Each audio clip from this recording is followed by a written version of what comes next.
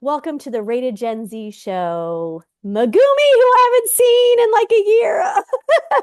So good to see you. I actually don't remember the last time that we spoke like face to face. It was like 2 years ago, I think. Something like that. You were Yeah. on my Rock the Boat show hmm and hmm you were already 18. You were like 19, maybe 18, 19. Yeah.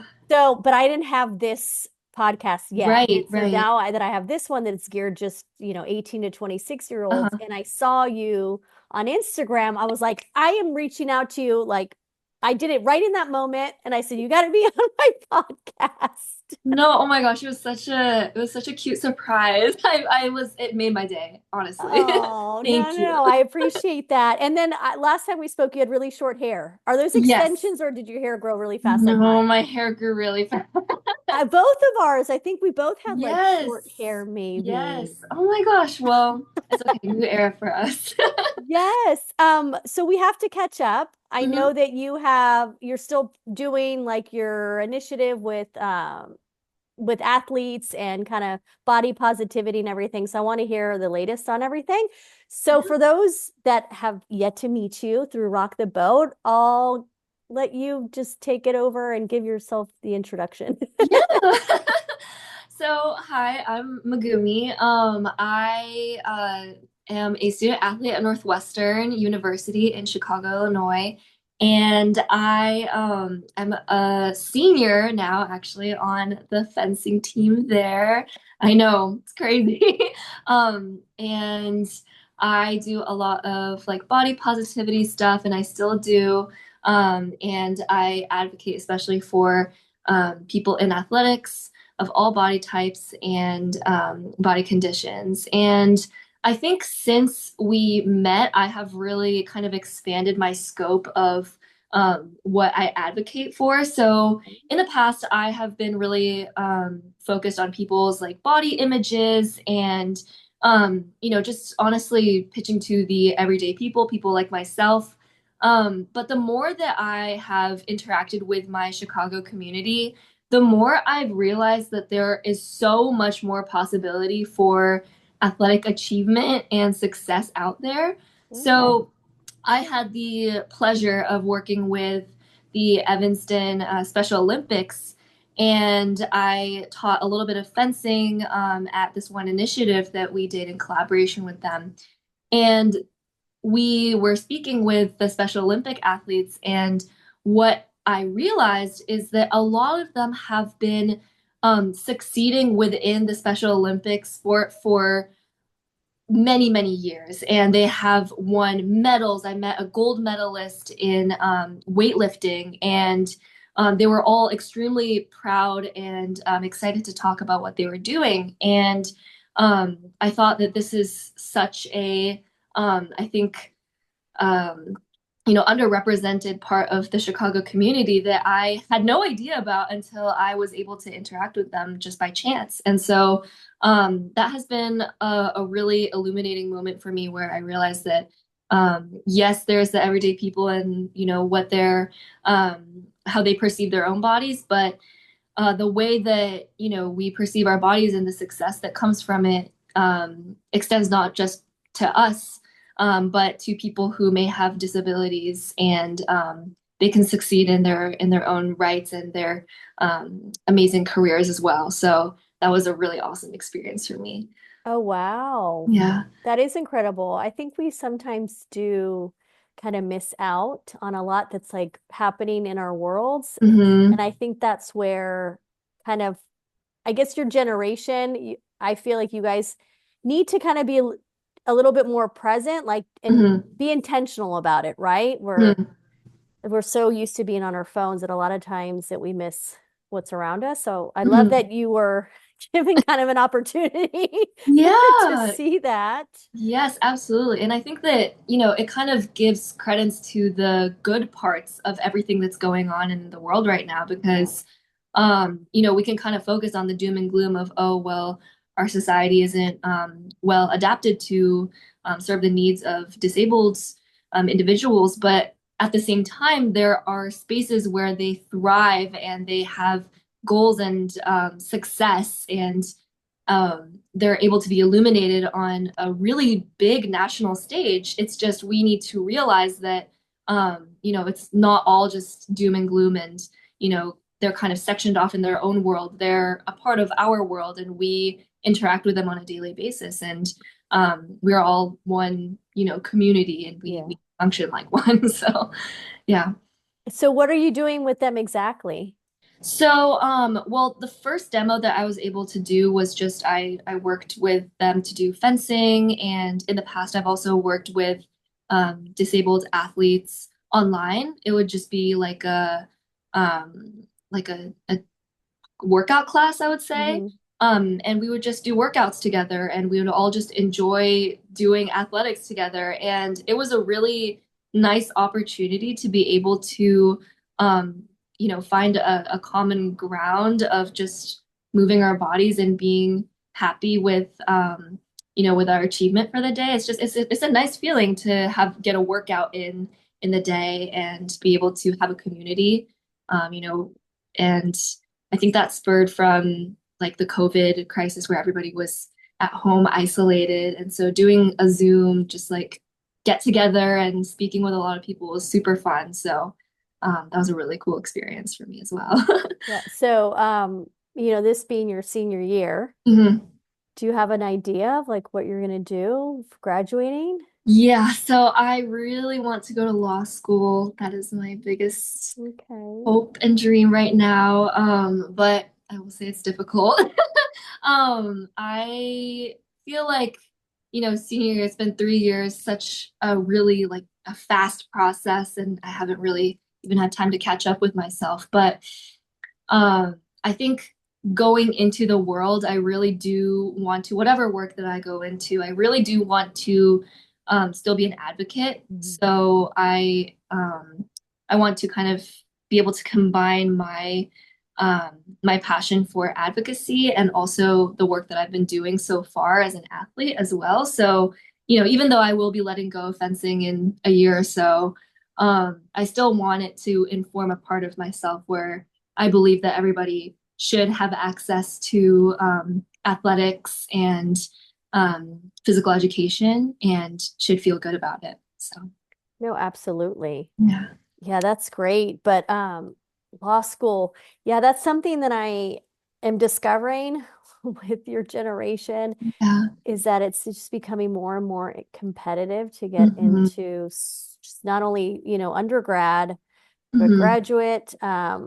So is that something that concerns you at all or Yeah. I yeah. mean, I've been talking with my parents, and it's really interesting because they've been like, well, the job market was totally different years back Oh because, yeah. there wasn't much of an emphasis, as I understand it, that you had to go to kind of a graduate school or like a master's program. I'm Yeah. wondering about your experience. How's So I will tell you this, I never actually graduated from right, UCLA because that's when I had went through my depression, my struggle, and had that failed right. suicide attempt, and I never went back. Hmm. And I've always been very transparent about not Hmm. actually having a degree. Hmm. And honestly, I don't know if it really affected me because, knock on wood, every job that I had received was from someone that knew me or Hmm. had a connection, and because they knew my personality and they could sense like my passion and my work ethic and all Hmm. of those things that they took a chance on me. But I feel like Hmm. it's so different now, where Yeah. now you have AI essentially going through resumes and everything. So that's why I'm just curious about like what that experience is like for you right now, because it is so different. Yeah, it is very different. I will say that it's so strange to me. There's kind of this disconnect between um the individuality that's being promoted Yeah. right now versus the very monolithic way that they're being viewed. So, I will say that, we're all kind of encouraged to be unique, different, have, different passions and approaches in life, but really what that kind of covers up for the job market is that they're looking for the numbers, the cold hard numbers. Where'd Yeah. you graduate from? What was your GPA? Like all this stuff. And I really wonder, how individuality can shine through if we're just confined to these, very formulaic cover letters and resumes and stuff like that. Like there's literal like templates of things that Oh you should yeah. off and whatever. And I feel like it's counterintuitive in a sense. No, I agree Yeah. because we're living in a world where everybody is talking about authenticity and be your true self and be Mhm. genuine. But if you're not able to have that be an asset to get a land a job or anything, then Mhm. you kind of realize, okay, maybe it doesn't make a difference if I'm Mhm. me. I'll just go ahead and follow the herd, because like what I had just said, it was my individuality that got me these jobs. It had Right. nothing to do with my schooling. I mean, I didn't even have much experience in the corporate world. It Right. was just them seeing something in me and taking a chance. And I feel like not enough people are doing that nowadays because you don't even get your foot in the door to have that opportunity. So I think that's Yeah. where a lot of you are having to be really creative Mhm. about getting your resumes out there, about getting in front of people, Mhm. which also perpetuates another issue of like, okay, those that are really creative and can think outside of the box kind of Mhm. have, an advantage Yeah. also. So it's like, I don't know. I feel for you guys. I really do.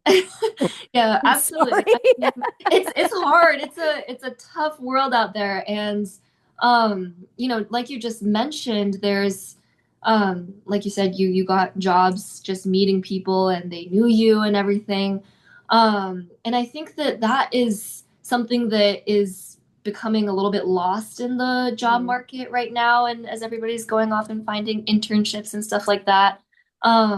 Have you ever seen like the interviewing software that they use nowadays? Mm-mm. So they'll use like these interviewing softwares that you just basically record your interview and send it on in. There's not an actual person there. So it's like, how will they even get to know your personality if you're just kind of recording a video and sending it over? Obviously, you're going to be very like, and there's only like 30 seconds to speak or something. That's been my experience with the internships I've been applying to. So it's weird. It's kind of that interview process even where it's literally supposed to, showcase your personality and your strengths as a person. It's becoming so automated and so yeah. Yeah, and I don't understand like on the business end of it, like the companies and the employers doing that. Hmm. Like, I don't know why they think that that's like effective hiring. Like, I I'm agree. kind of confused as to why they think that they're Hmm. going to get the best candidate through that Hmm. process. Hmm. So I'm hoping, even with like the documentary that I'm going to be filming soon, getting Hmm. enough of your feedback and enough of your generation to be like, hey, this isn't working for us, and you need to kind of maybe change the way you do this so that we Hmm. also feel confident because nobody wants to feel unworthy or they're Hmm. like they're not valuable. And I think that's what we're also doing is we're like adding this element of like you're like every you're another number Hmm. and it's counterintuitive where we're Right. trying to promote this sense of be who you are and be proud. Exactly. Yeah, I agree. And it's like I feel like we're kind of in this experimental age with Yeah. technology because I know for a fact, just speaking to my parents and other people who are of their generation, that this isn't the way that hiring used to work. And, that's not how employers would talk to their employees and hire them and interview them. So with technology, it's not even the same standard that, my parents' generation was held to. This is a whole new standard that they're kind of imparting on our generation. And we're kind of in this weird limbo stage where we're like, is this the way things are? Is this the way that things like always are and always have been? And is this what we should accept as the norm? So it's always you know, a weird phase where, older generations are experimenting with technology and we're also experimenting with Yeah, being you guys are hired kind of by like the it. guinea pigs in a lot of A this, I little, feel yeah. like, seriously, because Yeah. what I'm discovering too with talking with a lot of you is Mhm. that now your generation is understanding what social media is doing to you. Where before, Yes. when you guys first got it, it was like, oh my gosh, it's like, pretty Hmm. object and this is so exciting, this is so great, and oh my gosh. And then you have enough time now, enough years to for Hmm. now all of you to be like, no, no, no, no, no, this is Hmm. actually affecting us in a way that we need to take our power back and we need to take control. And I see Right. that shift now that there's been enough time. And hmm I feel like it's the same thing, like you just said, it's more like experimental, where maybe they're trying to see if that's how it's going to work. And I feel like if enough of you are like, no, it's not, hmm then maybe they'll go back. Because I will tell you this, for instance, Starbucks. hmm Starbucks now is going back to the original concept of just wanting people to come in and have coffee and sit down and actually hmm work and enjoy and have community, have conversation. hmm Because there was a point in time where they were pushing mobile orders and they were pushing the like, just come in, get out. And then they realized that the original idea behind what they were doing was hmm lost, and people were also craving that connection. And with Yeah. COVID, everybody's like, can we get the tables back in here and the chairs? Yeah. And so they actually are experimenting with like 10,000 stores that they're totally Mm-hmm. redoing them. And they did one just down the street I can walk to. Mm-hmm. And now they actually have mugs and plates. So if you order Oh my in, you gosh. have the option of having your food with like Yeah, actual I've seen that. silverware. Yeah. And I had a mug the other day with my latte in there, Mm-hmm. and just the decor and the seats. Right. And so it just goes to show you that it took experimenting Mm-hmm. to realize, you know what, this isn't working. And I feel like you guys have the power right now Mm-hmm. to dictate where that goes. Oh, So that's so speak interesting. up. Yeah. Yes. Oh my gosh. No, absolutely. Because I feel like, my generation is starting to semi understand that our purchasing power is also power in a way. Mhm. And, even in my own experience at college, there's like a lot of coffee shops around the area. There's like Starbucks, there's little local places. And the places that I'm the most drawn to are the places that kind of like, they're like, oh, like we've seen you around before. Like, hi, would you like your usual order? Or like, if there's a really nice barista working there and I'm popping in to see them, genuinely like those small connections can Mhm. really be all the difference. And um that could be the difference between, do I go to this place or do I go to this other place? And Yeah. so the more human the connections are, automatically and kind of naturally, the business will also come.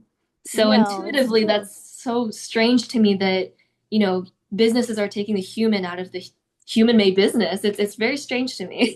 Yeah, I know. Well, it's funny because there's a grocery store next to that standalone Starbucks, and I still go to the Mhm. one in the grocery store because when they were remodeling, I was going there and I got to know the women there really well. Oh, And okay, so yeah. now what I do is, and I want to Uh-huh. say, the standalone store is 50 cents more. My latte is 50 cents more. So I'm obviously still going to go. But either way, I was still going over there. It wasn't until one day I went to the standalone for some reason. And that's when I Uh-huh. realized it's more expensive here. But I still go next door because Right. that's where I built a rapport with the hmm manager, with some of the young ladies. One of the young ladies is going to be in my documentary. She's a Oh Gen my Zer, gosh. and they've gotten to see Great. like and Yeah. hear my journey. And I hmm know about them and their families. Like I went in there the hmm other day and they were showing me pictures of their Oh. son was doing something. Uh-huh. But I feel like your generation craves that too. Obviously, I'm older, so hmm like for me, that's natural. But like you hmm said, you're going to gravitate towards someone that like remembers who you are and hmm say hi. And your generation is also getting smarter about that too. You're recognizing like how important connection is. hmm And now that you guys are seeing that, I feel like you guys are craving it even more Yeah. Oh yeah. because it's human nature. Like It is. how can we forget that? That's so true. That is so true. So Yeah. it's like you guys are like starting to recognize like how we hmm used to live. Right. Yes. Yes. That's what my parents tell me all the time. They're like, oh, like the way that we used to, the age-old thing that's like, my parents are always like, oh, like back in the old days it was so much better. But genuinely, like I feel like it's very valid. Yeah, The and way I things just read an are. article today about how your generation, why you guys are so into the 90s. Because I'm shocked because every time I Oh. talk to all of you, too, same thing. It's like 90s nostalgia. And I'm like, Uh-huh. 90s, you guys weren't even like around in the 90s. So, but they say that a lot has to do with this like same thing where you guys are trying to grasp onto something that was like right before social media and everything blew hmm up. And hmm it's the Y2K. Hmm. era, and you guys are gravitating towards that music. The movies, I guess they're like re-releasing movies from the 90s, and then the Hmm. shows. Hmm. So I love that you guys are totally into the 90s. Yeah, it's I mean, weird are to my you? Do too. you? I mean, are you into that era? Yeah, I will say that I love like the early 2000s vibe, Okay. or even just like early 2010s when, like you said, everybody was trying to figure out what social media was to them. Uh-huh. Everyone was trying to figure out this like who they were and where the internet fit into their identities. So I really like the whole like flip phone concept where they were like, oh, like we're starting to phase out of flip phones, but it was also like cool to have social media and like post very grainy pictures on there, whatever. But no, that feeling of kind of being in this like experimental phase with everyone and everyone figuring it out together was so, I remember it too. I was like 9 or so, but I Yeah. remember like all the teenagers doing it around me and I was like, oh, this is so cool. Like I hope this is how it is when I grow up too.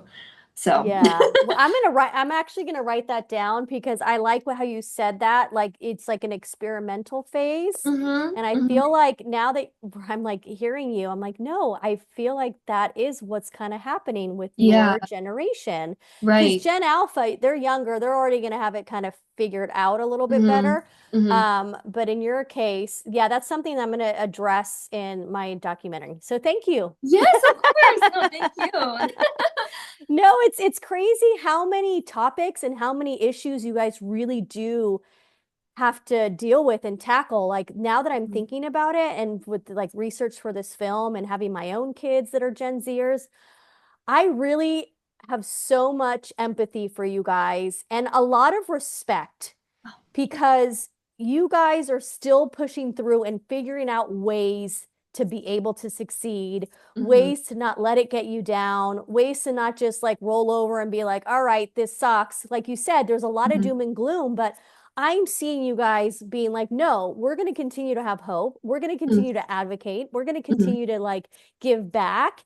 Hmm. And that to me is really inspiring. And that's Hmm. something that I really want the message to get out for other Hmm. generations to see Hmm. that you guys aren't giving up. Because Hmm. I'm telling you, like, a lot of us would have. A lot of this older generations, we're so quick to say things and judge you guys, Hmm. but you guys are in the thick of it with Hmm. COVID, with the economy, with wars, with social media, with, you guys have access to everything. Like every Hmm. single bit of information is at your fingertips. Hmm. That's crazy. Yeah, it is. It is. And it's a responsibility slash like privilege that I think that we can absolutely leverage. And the knowledge of what was and what is, like for example, I remember when I was younger, we actually didn't have like a wireless TV yet. I actually watched like stuff on the tapes. I forget what they're called, but VHS, so your yes, the yes, yes. It was VCR. yes, yes, and we would get like Netflix shipped in Oh envelopes. yeah, You this remember? on the CDs. Yeah, they were at the Yes. grocery stores for like Hmm. Yes. 99 cents you could rent a Yes. movie. Yes. Yeah. Yes. So I remember that, and I was raised on books, and even iPads were like semi coming out, maybe not even a household item yet, and so. A lot of the times, my parents would sit me down with a book rather than an iPad. And so, kind of reflecting on that and then how my family is now, where when we're out to eat, some of us are on our phones sometimes, or like, the communication we talk about what we saw on the news or like what was on TikTok or whatever, how that communication has changed and that exchange of information has changed is really interesting to me to Hmm. see. And again, I think that's another way that 90s and like kind of looking into the 90s has been really interesting because communication was so one-on-one back then, but now there's so many more topics to discuss with each other because we know about it and we hear about it on Yeah. the news. I Yeah. know it's funny. I had rock the boat last week and Hmm. the young lady, she was 16, I think, and she was because I was asking her what's one thing that you wish that you had now that like our generation did. Hmm. And she's like, I love the concept of like the friends just sitting around with no phones and just sitting there not having your phone. Yes. And for me, it's easy. Hmm. I can sit with my friends easily with no phones and Uh-huh. have great conversations and have all and okay silence too. Like you don't have Uh-huh. to fill every single, silent moment. Hmm. Like you can kind of just be in the silence. Hmm. So like, do you have friends like where you're actually able to like have conversations with and be with and like not have the phones, or are the phones always out? So interesting. I think we like reference the phones a lot. So we'll be like, oh, like I need to show you this really funny picture or this funny video. And so they'll be there for reference or Okay. like TikTok videos. I'm sure you're familiar with, Yeah. like let's film TikTok dances, whatever. So it can be a good way to, have fun with your friends, but it can also be again like a distraction. Like you're with your friends and you're, texting on your phone and you realize that it's been like an hour, like 2 hours have gone by. So it's really interesting, phones and friends. But I think the biggest way that I've seen, the very vast difference between my generation and previous generations is, um, I don't know if I'm allowed to say this, but Sex and the City, the show, Yeah. the Oh gosh, you can say whatever okay, you want. This is rated Gen Z, which means it's okay, like, awesome. like rated R. Okay. Well, It's 18 and over, so you're good. okay, great. Okay, that's great. But yeah, so actually my mom used to be a huge fan of that show. She actually like ran off to the hospital to have me to give birth to me after she watched the last episode of that show. She was like, I need to watch the last episode of Sex and the City and then I'll go give birth to my daughter. Like huge fan. Priorities, okay? Yes, yes. And now my generation is obsessed with that show. I Like know. we love it and I love it. I've been watching it with my mom and we are like, "Oh, are you a Samantha or a Carrie?" Like, I don't know, those kinds of conversations. And what strikes me is that they're always so connected with each other. And even though it's just a TV show, there's moments where people just go up to other people and say, "Hey, hi, how are you doing?" And it's so disconcerting to me because I'm like, what? Was this real life? And my mom was Yeah. like, say, yes, Yeah. it was real life. This actually did happen. Like these interactions did happen. And I think that's something that I would love to bring back. It's what Yeah. gives charm to the show and what I'm assuming was the past that my parents. Yes. But I will have to say, and this is really fascinating to me. Hmm. So speaking of Sex in the City, and I brought this up on some of the podcast. Hmm. I was a young mom. So I had my son when I was 25, and that was in the height of Sex in the City. And Oh. so I was like in the throes of motherhood. I Hmm. think I was even pregnant. Like I remember it already started, but I never got into it. Mm. And I just remember not being able to connect with it. I was like, there's no Mm. relatability for me. I got married young. I have a baby. Like, I'm not, Right. like single, and I'm not. And also, I wasn't really in like owning my sexuality in the sense that like I was very modest. I still kind of Hmm. am in that Hmm. respect. So Hmm. for me, like anything that like Sex in the City, like, like I was such a Yeah. priss, right? So but I didn't watch it. I binged it during COVID, every single season. And that's, I'd been divorced, like I'm in my 40s. And I was like, oh my gosh, I can so relate to Hmm. every single character. Oh my gosh, like I cannot Hmm. believe it. But it was like I was in a place where I could embrace all of that. So Hmm. this is where I find it fascinating. You're 20 years old, Hmm. right? Hmm. And the fact that so many young girls your age are watching it and can relate to it, I feel Hmm. like a lot has to do with the fact that we are more open Hmm. to those type of conversations, those type of, just owning our sexuality, all of those things. So I find the fact that you could watch it with your mom and talk about it Hmm.